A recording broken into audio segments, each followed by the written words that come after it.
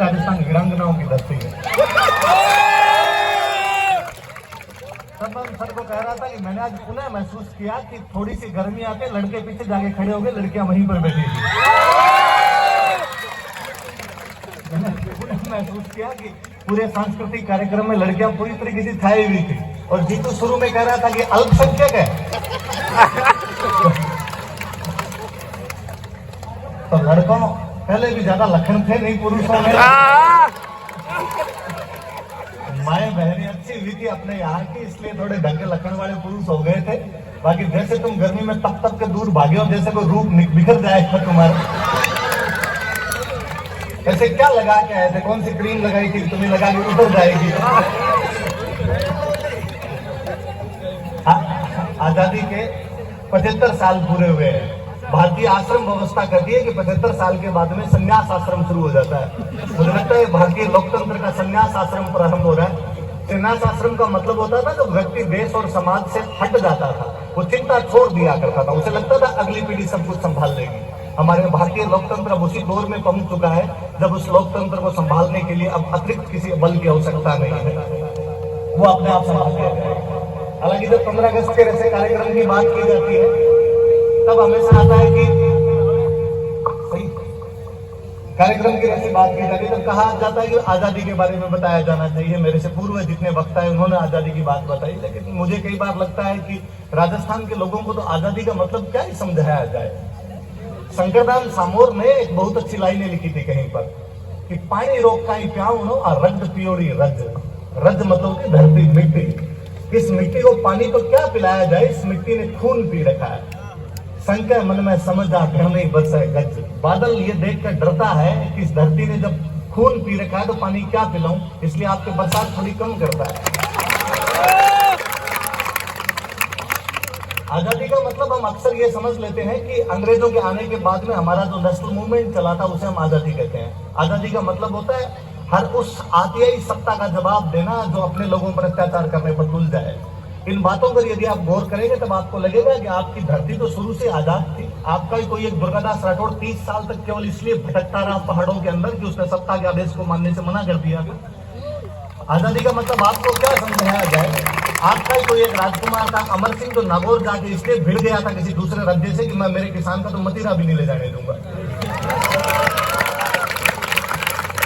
वो केवल किंवदंतियां या किस्से नहीं है, वास्तव में वो चीजें बताती है कि आपके यहाँ के लोगों को उस राष्ट्रगान में सिंध का नाम आता है। आपको लगता है सिंध आज तो अपना हिस्सा ही नहीं है, सिंध तो पाकिस्तान के अंदर चला गया, तो फिर उसका नाम क्यों है? वो नाम तो हटा दिया जाना चाहिए। पर मुझे लगता है उस समय के हमारे जो भी संविधान निर्माता थे, बाबा साहब डॉक्टर भीमराव अम्बेडकर, जवाहरलाल नेहरू, वल्लभ भाई पटेल, तमाम लोग रहे होंगे।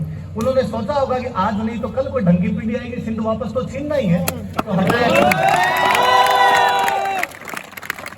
मुझे पूरा याद आता है कि इसकी सिंध वापस लेने की कोशिशें भी यदि किसी ने की थी तो आपके जोधपुर साइड के लोगों ने की होगी। इसलिए 1971 के युद्ध में जैसलमेर वाले फ्रंट पे छाछरो नाम का पाकिस्तान का जिला भारत की सेना ने कब्जे में कर लिया था।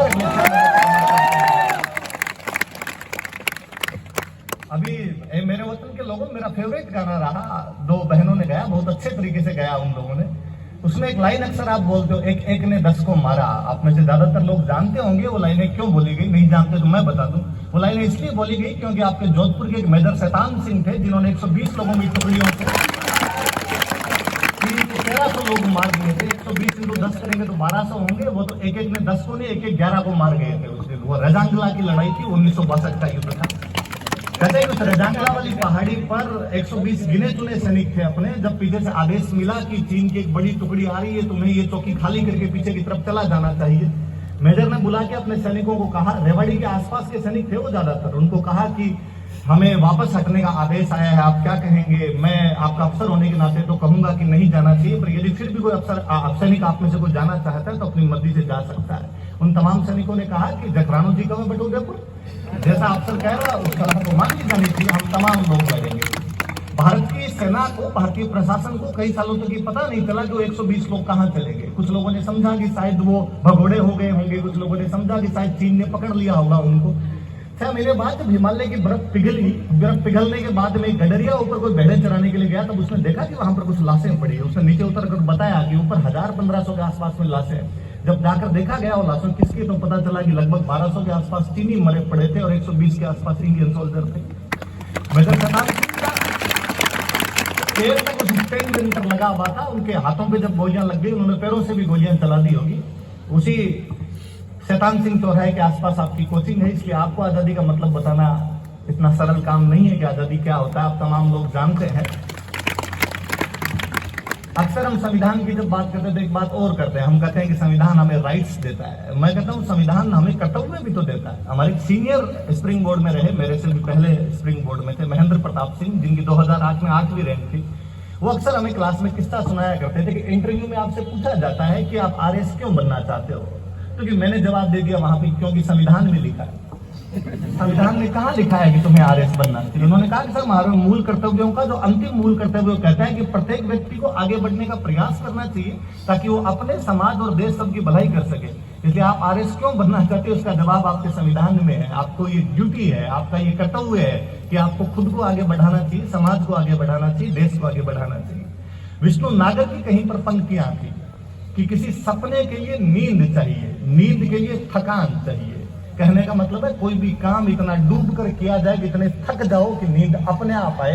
वो जो नींद आएगी उसमें जो भी सपने लिए जाएंगे वो सपने यकीनन पूरे होंगे। गोपीचंद भर्तृहरि का नाम सुना होगा कभी आपने, राजस्थान के बहुत बड़े संत रहे। गोपीचंद जब संत बनते हैं अपनी माँ से भिक्षा लेने के लिए जाते हैं कि माते भिक्षाम देही, मुझे कुछ दिया जाए। माता ने कहा कि बेटा मैं कहना चाहूंगी तुम्हें कि जब कभी नींद आए तो बहुत मखमले बेड पर सोना, जब कभी भूख लगे तो 56 भोग खाना।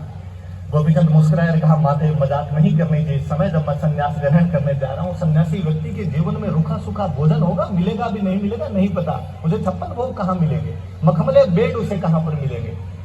माँ ने कहा पुनः कि इसका मतलब यह है कि सोना तभी जब भयंकर वाली नींद आए, उस समय जब भी किसी भी वस्तु पर सोएगा वो वस्तु तुझे मखमला बेड लगेगी। खाना तभी जब बहुत भयंकर भूख लगे, इसलिए उस समय जो भी खाएगा वो तुझे 56 भोग लगेगा। इसलिए आप भी मेहनत इतनी करो कि जब सो तब उसके लिए करवटें बदलने की आवश्यकता है, अरिजीत सिंह के गाने सुनने की आवश्यकता ना पड़े। फिर अक्सर मैं मेरी क्लासों में कहता रहता हूँ कि 15 अगस्त 26 जनवरी पर सबसे बोरिंग कोई चीज होती है तो वो होते हैं भाषण देने। वो भी उस समय भाषण देने जब सब लोगों की नजरें लाडू और समोसे पर लगी हुई। मैं आपके लाडू और समोसों के बीच में नहीं आना चाहता। आज का कार्यक्रम देखकर बहुत अच्छा लगा। मैं जयपुर से जिस उद्देश्य के लिए आया था उस उद्देश्य की पूर्ति हुई। आपका बहुत बहुत धन्यवाद।